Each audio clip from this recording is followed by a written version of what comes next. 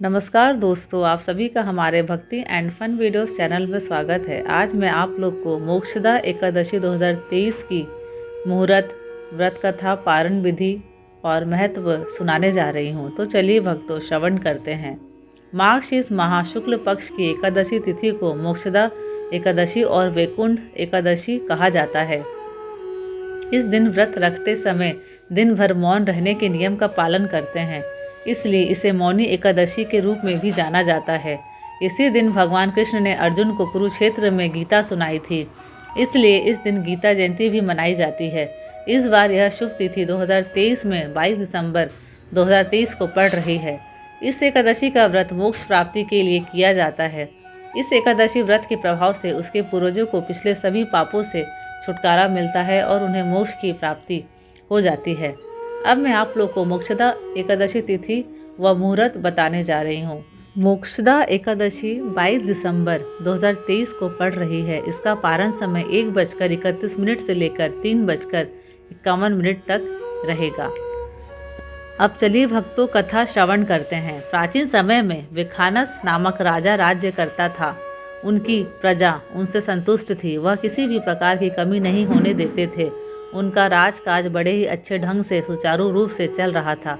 फिर एक दिन राजा जब निद्रा में थे, उन्होंने देखा कि उनके पिता नरक में यातनाएं झेल रहे हैं और दुख भोग रहे हैं। उन्होंने देखा कि उनके पिता बार बार उनसे याचना कर रहे थे कि पुत्र मेरा उद्धार करो। यह देखकर वह व्याकुल हो गए और उनकी निद्रा टूट गई। अगले दिन प्रातःकाल ही उन्होंने पंडित को बुलाया लिया और रात को देखे गए स्वप्न में घटित सभी घटनाओं का वृत्तांत कह सुनाया। उसके बाद उन्होंने इसके पीछे छुपे भेद को पूछा। पंडितों ने कहा, हे राजन, इसके लिए आपको पर्वत नामक मुनि के आश्रम में जाकर अपने पिता के उद्धार के लिए उपाय की याचना करनी चाहिए।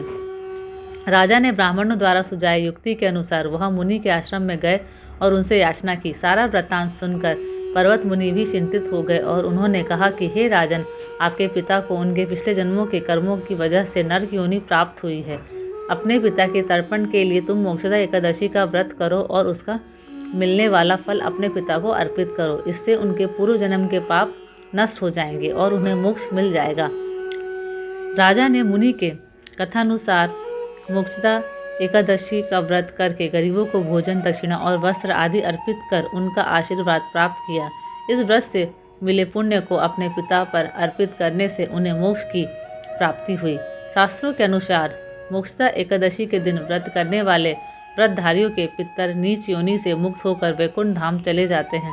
यह पितर अपने परिवार को धान्य और पुत्र आदि की प्राप्ति के लिए आशीर्वाद देते हैं। इस एकादशी व्रत के प्रभाव से उपासक की कीर्ति में बढ़ोतरी होती है और जीवन में अपार खुशियाँ आ जाती है। उपासक के लिए वैकुंठ धाम का द्वार खुल जाता है और उसे पूरे वर्ष में होने वाली एकादशी के बराबर फल मिलता है। अब मैं आप लोग को मोक्षदा एकादशी की व्रत विधि बताने जा रही हूँ। व्रत से पूर्व दशमी तिथि को दोपहर में एक बार भोजन करें, रात्रि में भोजन न करें। मोक्षदा एकादशी के दिन प्रातःकाल उठकर दैनिक कार्यों से निवृत्त होकर स्नान करें, स्वच्छ कपड़े पहनकर प्रभु का स्मरण करें और व्रत संकल्प लें। पहले श्री गणेश की पूजा करें, फिर लक्ष्मी माता के साथ श्री हरि की पूजा करें। धूप, दीप और नैवेद्य, रोली, कुमकुम भगवान को अर्पित करें।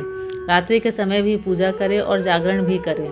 द्वादशी के दिन पूजन के बाद गरीबों और जरूरतमंद व्यक्ति को भोजन कराएं और दान दक्षिणा दें। इसके बाद स्वयं भोजन ग्रहण करें। अब मैं आप लोग को मोक्षदा एकादशी में क्या क्या सावधानियां रखनी चाहिए वो बताने जा रही हूँ।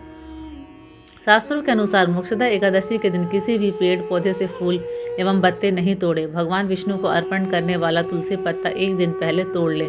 एकादशी के दिन चावल का सेवन ना करें। मान्यता के अनुसार इस दिन चावल ग्रहण करने से मनुष्य का जन्म रेंगने वाले जीव की योनि में होता है। जौ, मसूर की दाल, बैगन और सेम फली भी खाने से बचें। इस दिन मांस, मदिरा, प्याज, लहसुन जैसी तामसिक पदार्थों को ग्रहण न करें। किसी दूसरे व्यक्ति द्वारा दिया गया अन्न ग्रहण न करें, इससे आपके पुण्य नष्ट होते हैं। मोक्षदा एकादशी के दिन किसी पर गुस्सा या किसी की निंदा नहीं करें। वाद विवाद से दूर रहें। ब्रह्मचर्य का पालन करें। महिलाओं का अपमान किसी भी दिन नहीं करें, अन्यथा जीवन में कई तरह की समस्याओं का सामना करना पड़ सकता है। अब मैं आप लोग को मोक्षदा एकादशी की पारण विधि बताने जा रही हूँ। पारण का अर्थ है व्रत तोड़ना। द्वादशी तिथि समाप्त होने के भीतर ही पारण करें। द्वादशी में पारण न करना अपराध के समान है। व्रत तोड़ने से पहले हरि वासना के खत्म होने का इंतजार करें। हरिवासरा के दौरान पारण नहीं करना चाहिए। मध्याह्न के दौरान व्रत तोड़ने से बचें। व्रत तोड़ने का समय प्रातः काल है। किसी कारणवश प्रातः काल के दौरान व्रत नहीं तोड़ पाते हैं तो मध्याह्न के बाद व्रत खत्म कर दें। धन्यवाद। आशा करती हूँ कि आपको मेरे वीडियोस पसंद आते हैं। अगर आपको मेरे वीडियोस पसंद आते हैं तो प्लीज़ लाइक, शेयर और सब्सक्राइब ज़रूर करें।